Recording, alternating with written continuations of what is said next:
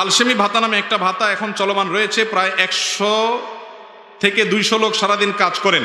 প্রতিটি ওয়ার্ডে এনজিও সংস্থা প্রতিদিন কাজের মজুরি নির্ধারণ করে দিয়েছে জনপ্রতি 400 টাকা করে।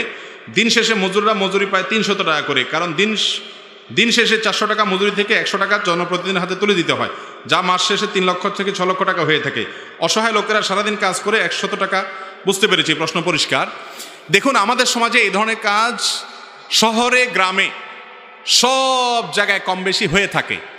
যিনি কাজ ধরেন তিনি অনেক সময় দেখা যায় শ্রমিকদের কাছ থেকে কমিশন নিয়ে থাকেন।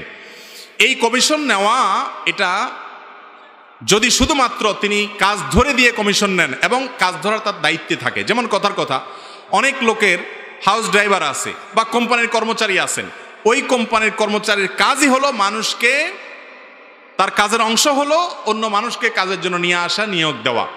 সে সেখান থেকে আবার যদি তাদের কাছ থেকে মাসোহারা খায় বা তাদের কাছ থেকে কোনো সুবিধা গ্রহণ করে, এর নাম হলো ঘুষ। এর নাম হলো কি? আরে ঘুষ খাওয়া এটা পরিষ্কারভাবে হারাম। পরিষ্কারভাবে কি?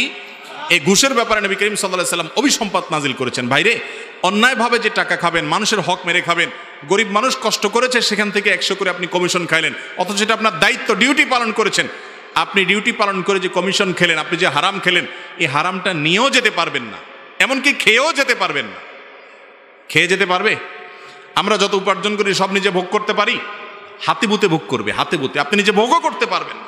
অতএব এটা কোনো বুদ্ধিমান সুবিবেচক মানুষের কাজ হতে পারে না যে অন্যের জন্য, ছেলে মেয়ের পরিবারের জন্য আমি নিজে হারাম খাবো, হতে পারে না। আল্লাহ আমাদেরকে বুঝ হয় যেন সে তৌফিক দান করুন।